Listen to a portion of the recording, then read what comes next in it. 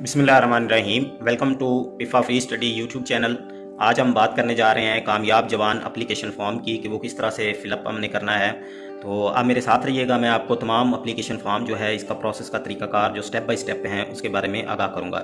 तो सबसे पहले आपके पास शनाख्ती कार्ड होना ज़रूरी है, आपकी एक पिक्चर्स जो है वो होना ज़रूरी है।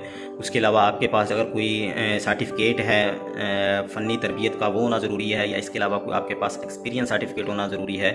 इसके अलावा दो आपके जो गवाहान हैं उनके आईडी कार्ड आपके पास होना ज़रूरी हैं। तो ये वो चीज़ें हैं जो बहुत ही ज़रूरी हैं साथ अटैच करनी। तो चलते हैं हम कि आपने किस तरह से अपने कंप्यूटर पे आपने जाना है और वहाँ पे कामयाब जवान लोन प्रोग्राम का जो एप्लीकेशन है सिंपल आप लिखेंगे तो आपके पास से इस तरह से ओपन हो जाएगा। तो इसमें आपने कामयाब जवान एप्लीकेशन फॉर्म पे क्लिक करना है। तो ये आप देख रहे हैं कि ये सबसे पहला जो स्टेप है वो इब्तदाई मालूमात है, इसकी जो इनिशियल मालूमात हैं वो यहाँ पे देनी होंगी। तो यहाँ पे आपने अगर आप सरकारी मुलाजिम हैं तो आपने येस लिख देना है, अगर आप सरकारी मुलाजिम नहीं है तो आपने नो लिख देना है। तो यहाँ पे सरकारी मुलाजिम नो लिख रहा हूँ। और जो आपकी शहरी हैसियत है वो आपने लिखनी है कि आप नॉन रेजिडेंट हैं या रेजिडेंट हैं। तो आप पाकिस्तान के शहरी हैं इसलिए आपने यहाँ पे रेजिडेंट लिखना है।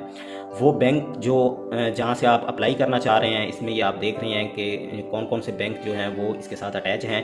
JS बैंक है, first women bank, Faysal bank, Dubai Islamic bank, bank Alfalah, Askari bank. इसमें आप जो भी बैंक आप चूज़ करना चाहें वो आप अटैच कर सकते हैं साथ। ये मैं बैंक ऑफ पंजाब यहाँ पे लिख रहा हूँ। Are you an employee of selected bank, क्या आपने जो सिलेक्ट किया है बैंक उसके आप मुलाजिम तो नहीं हैं, आपने नो लिखना है। अगर आप मुलाजिम हैं तो येस लिखेंगे, लेकिन अगर आप मुलाजिम हैं तो आप अप्लाई नहीं कर सकते। क्या आप सियासी शख्सियत हैं, तो सियासी शख्सियत को भी ये लोन नहीं मिलेगा। तो अगर आप सियासी शख्सियत हैं तो आप अप्लाई ना करें। तो मैं यहाँ पे नो लिखूँगा। उसके बाद कारोबार की जो मौजूदा हैसियत है कि आपने नया कारोबार शुरू करना है या कि पुराने को आपने उसको अपग्रेड करना है या उसको एक्सटेंड करना है। तो न्यू बिज़नेस के लिए आपने न्यू बिज़नेस पे अप्लाई करना है। अगर आपने अपने रन बिज़नेस को जो एग्जिस्ट करना है तो उसके लिए आप एक्सपेंशन ऑफ एग्जिस्टिंग बिज़नेस इस पर आप क्लिक करेंगे। तो ये पहला स्टेप हमारा जो है यहाँ पे मुकम्मल हो जाता है। उसके बाद हमने चले जाना है नेक्स्ट स्टेप पे। तो नेक्स्ट स्टेप में हमारे पास जो है पर्सनल इन्फॉर्मेशन है कि ज़ाती मालूमात आपसे पूछी जाएंगी कि दरख्वास्त गुजार का नाम है, यहाँ पे जो आपका नाम होगा आपने यहाँ पे वो लिख लेना है। अपना जो आईडी कार्ड है वो अपने पास रखेंगे। अंदर है आपने अपनी जिन्स जो है वो लिखनी है। तो ये मैं यहाँ पे लिख रहा हूँ मोहसन अमजद है, उसका अप्लाई किया है।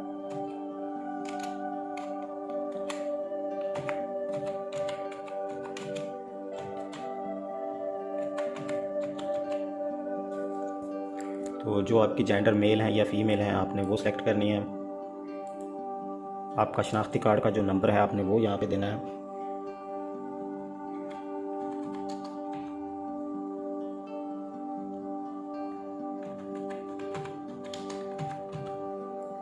यहाँ पे फिर आपने वो कंफर्म करना है। आप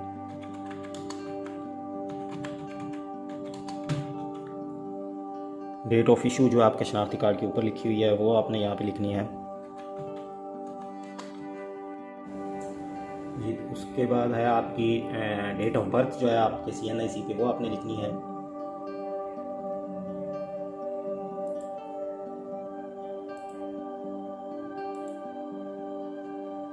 यहाँ पे फिर आपने करना है कन्फर्म।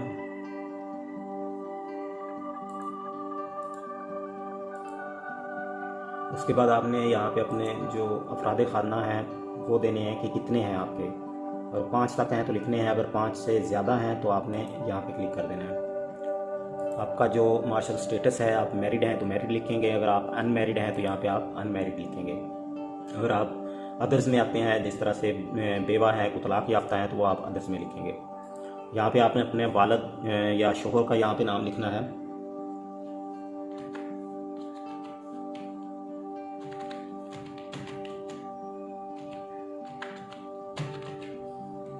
यहाँ पे फादर का जो CNIC नंबर है वो आपने देना है जी। तो फादर के शनाख्ती कार्ड के नंबर के बाद आपने यहाँ पे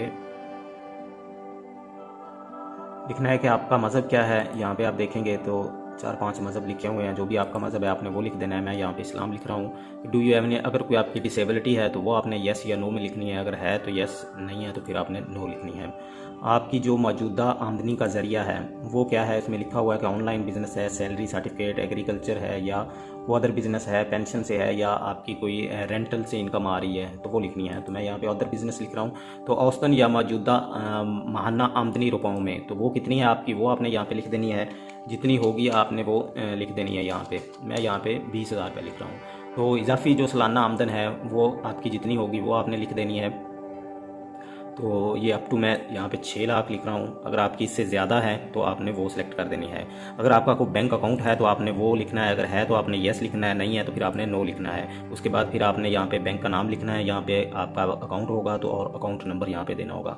उसके बाद जो पर्सनल वेल्थ है, आपके जो ज़ाती असासे हैं वो कितने हैं, जहाँ पे वो लिख देने हैं आपने जितनी मालियत के होंगे। तो मैं यहाँ पे नील लिख रहा हूँ। तो अप्लीकेंट के अगर आपका कोई यूटिलिटी बिल है तो वो उसका जो हवाला नंबर है यहाँ पे वो आपने लिख देना है, नहीं है तो फिर आपने छोड़ देना है। एप्लीकेंट नेशनल टैक्स नंबर अगर आपका है तो वो आपने यहाँ पे लिख देना है। उसके बाद आपने यहाँ पे दरख्वास्त गुजार की जो तस्वीर है वो किस तरह से लगानी है, आपने ब्राउज़ में जाएंगे, जहाँ पे आपकी जो तस्वीर पड़ी होगी वहाँ पे आपने वो तस्वीर उठा लेनी है।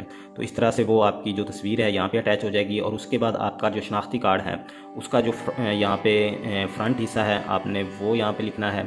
जी, तो नेक्स्ट स्टेप जो हमारा आ जाता है वो क्वालिफ़िकेशन डिटेल है कि तालीमी काबिलियत क्या है आपकी, यहाँ पे आपने वो दे देनी है।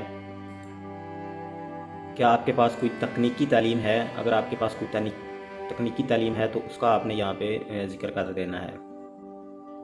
इलेक्ट्रॉनिक टेक्नीशियन यहाँ पे लिखेंगे हम। क्या आप कारीगर हैं या हुनरमंद हैं, तो यहाँ पे आपने देख लेना है कि जो भी आप होंगे यहाँ पे आपने वो सिलेक्ट कर देना है। उसके बाद हम देखेंगे कि अपलोड आपकी जो डिग्री है वो आपने यहाँ पे सिलेक्ट कर देनी है। जी, तो यहाँ पे हमारे 3 स्टेप जो हैं वो मुकम्मल हो चुके हैं। तो नेक्स्ट हमने जो अगला हमारा स्टेप है हम वहाँ पे जाते हैं। तो यहाँ पे हमारे पास जो उसकी जो मालूमात बराए राब्ता है, कॉन्टैक्ट डिटेल है, यहाँ पे वो हम लिखेंगे। जी, तो यहाँ पे आपने अपना जो एड्रेस है सबसे पहले वो देना है अपने राब्ते की मालूमात के लिए। उसके बाद आपने अपना जो सूबा है वो सेलेक्ट करना है। फिर उसके बाद आपका डिस्ट्रिक्ट है वो देखना है। फिर तहसील है जो आपकी वो होगी। अगर आपका जो परमानेंट एड्रेस है वो भी सेम है उसी तरह, तो आपने एज अबव पे क्लिक करना है तो सेम एड्रेस यहाँ पे ऑटो लिखा जाएगा। उसके बाद आपकी जो रेजिडेंस का अगर कोई मोबाइल नंबर है तो वो आपने मेंशन करना है। उसके बाद आपका मोबाइल नंबर है, घर का जो फ़ोन नंबर है वो लिखेंगे और फिर उसके बाद अपना मोबाइल नंबर लिखेंगे।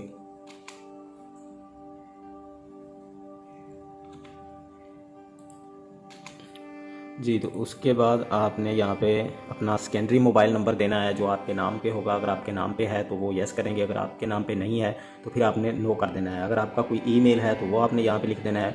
उसके बाद आपकी जो रेजिडेंस की जो रिहायशी हैसियत है वो कौन सी है वो आपने यहाँ पे मेंशन करनी है कि आपका अपना ज़ाती घर है या फैमिली के साथ रह रहे हैं या आप रेंट पे रह रहे हैं या कंपनी की तरफ से प्रोवाइड है या इसके अलावा कोई और है। तो मैं यहाँ पे फैमिली क्लिक कर रहा हूँ। तो ये हमारा जी, तो नेक्स्ट हमारे पास स्टेप 5 आता है कि कारोबार की जो मालूमात है वो आपने देखनी है कि कारोबार की जो मरकज़ी नोयत है, शॉप ऑन व्हील्स हैं या इसके अलावा आप देख सकते हैं यहाँ पे एग्रीकल्चर फार्मिंग है, manufacturing, production, processing and mining है, services, tourism, entertainment and education. जो आपका कारोबार है आपने यहाँ पे वो लिख देना है। तो कारोबार का जो आपका शोबा है वो क्या है कि आपकी जो फूड का है, रिटेल है या डिलीवरी है या सर्विसेज हैं या कुछ और चीज़ आप प्रोवाइड कर रहे हैं। तो मैं यहाँ पे सर्विसेज लिखूँगा। तो सब सेक्टर जो आपका है जो कारोबार का झैली शोबा है अगर आपका कोई, तो वो यहाँ पे आप लिखेंगे। उसके बाद जो बिज़नेस की नेचर है आपने वो लिखनी है। लोकल है आपका बिज़नेस है, इंपोर्ट का काम करते हैं या एक्सपोर्ट करते हैं। तो लोकल बिज़नेस है तो आपने लोकल बिज़नेस लिखना है। कारोबार का नाम है, आपकी शॉप का जो नाम रखा हुआ है पहले से जो चल रहा है तो वो यहाँ पे आपने लिख देना है। उसके बाद बिज़नेस डिटेल है कि कौन सी है, तो मैं यहाँ पे जो नाम है दुकान का वो लिख रहा हूँ और बिज़नेस की जो डिटेल है वो लिख रहा हूँ। उसके बाद बिज़नेस का एड्रेस है, जहाँ पे आपकी शॉप का एड्रेस होगा वो आपने लिख देना है। सूबा आपका कौन सा है, तो यहाँ पे मैं पंजाब लिख रहा हूँ। आपका जो सूबा होगा आपने वो लिख देना है। और आपका जो डिस्ट्रिक्ट है जहाँ पे आप अपना बिज़नेस कर रहे हैं उसका ज़िला कौन सा है तो वो लिखना है। उसकी तहसील कौन सी है वो लिखनी है। अगर आपका कारोबार पहले से रजिस्टर्ड है तो आपने रजिस्टर्ड लिखना है। अगर आप अनरजिस्टर्ड है तो आपने अनरजिस्टर्ड लिखना है। उसके बाद एंटिटी टाइप है कि कारोबार की जो किस्म है वो कौन सी है, आपकी सोल प्रोप्राइटरशिप है, इंडिविजुअल है, किसी किस्म की साझेदारी में आपने हिस्सा रखा हुआ है किसी का, या आप इंफरादी तौर पे काम कर रहे हैं, या आपकी कोई लिमिटेड कंपनी है या पार्टनरशिप फर्म है, काफ़ी सारे लोग जहाँ पे शामिल होते हैं। तो यहाँ पे मैं सोल प्रोप्राइटरशिप, अगर आप अकेले अप्लाई करना चाह रहे हैं, बिज़नेस करना चाह रहे हैं तो आप यहाँ पे इंडिविजुअल लिखेंगे। उसके बाद कारोबार से मुंसलिक किसी यूटिलिटी, अगर आपका पहले से कोई कारोबार है उसके मुतबादला आपको कोई यूटिलिटी बिल आ रहा है तो उसका बिल का जो कंज्यूमर आईडी है वो आपने लिखना है। कारोबार का अगर आपका टैक्स नंबर है तो वो आपने यहाँ पे मेंशन करना है।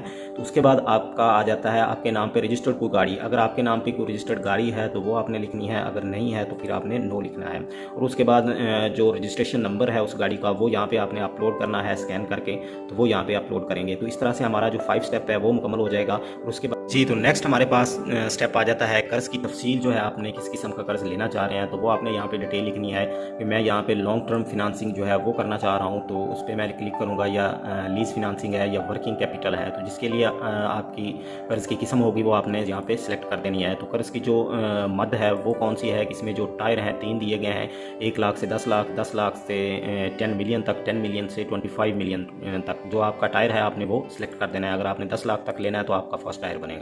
तो उसके बाद कर्ज़े की जो मुद्दत है वो 1 ईयर टू 8 ईयर तक है। मैं लॉन्ग टर्म फिनांसिंग करना चाह रहा हूँ तो 8 ईयर्स मैं यहाँ पे सिलेक्ट करूँगा। तो उसके बाद कारोबार की जो मुतवक्को लागत है कि आपने जो कारोबार स्टार्ट करना है उसकी जो मुकम्मल लागत है वो कौन सी है, तो मैं यहाँ पे 10 लाख के लिए अप्लाई कर रहा हूँ। तो मेरे पास जो है मुतवक्को लागत है 9,90,000 रुपये की, और जो मतलूबा कर्ज़ की रकम है वो मैं यहाँ पे लिख रहा हूँ 10 लाख रुपये। तो यहाँ पे वर्ड्स में आ जाएगी कि 10 लाख रुपये। उसके बाद आपके जो ज़ाती वसाइल से जमा कराई जाने वाली जो रकम है वो आपने कितनी परसेंटेज देनी है, तो 0%, 10%, 20%, 30, 40, 50, 60, 70% तक अगर आपने कुछ ज़ाती वसाइल से कोई रकम जमा करवानी है तो वो आप यहाँ पे करवा सकते हैं। तो मैं यहाँ पे 10% लिख रहा हूँ, तो ये 99,000 जो रकम जो है वो मुझे जमा करवाना होगी।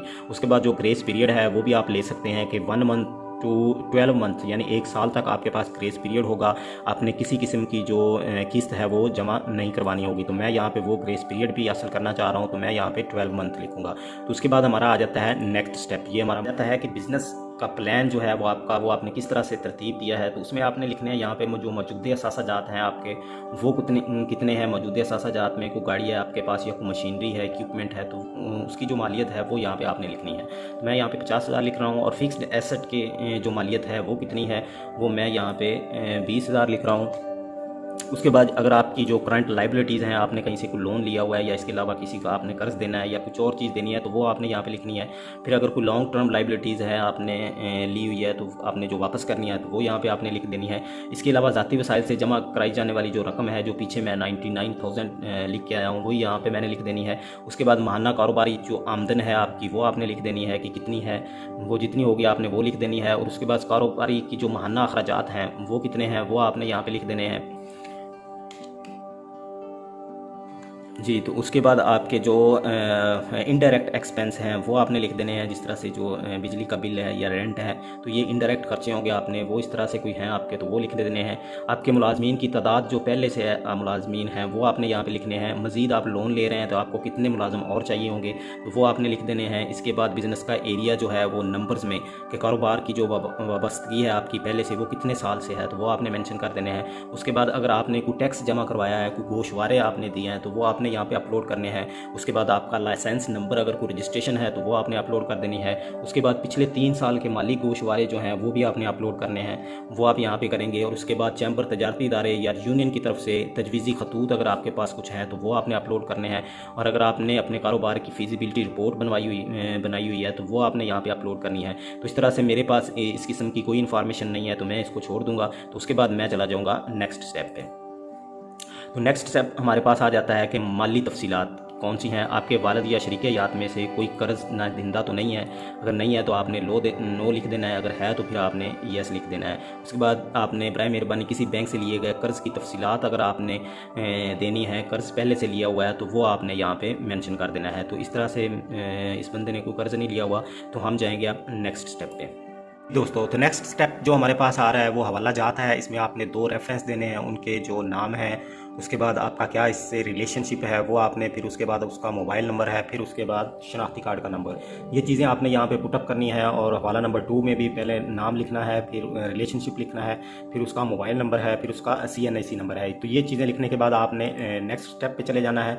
तो नेक्स्ट स्टेप ये बयान हल्फी है सारा आपका जो आपने लिखा है। तो ये बयान हल्फी को आपने यहाँ पे आई एग्री, यहाँ पे एक डब्बा सा बना हुआ है, इस डब्बे पे आप क्लिक करेंगे तो ये ग्रीन कलर में हो जाएगा। तो उसके बाद आपने सबमिट कर देनी है। तो ये सबमिट करने के बाद कुछ देर आप वेट करेंगे। वेट करने के बाद आपको एक सक्सेसफुल का मैसेज आएगा। मैसेज आने के बाद ये है कि आपकी एप्लीकेशन जो है वो सबमिट हो चुकी है।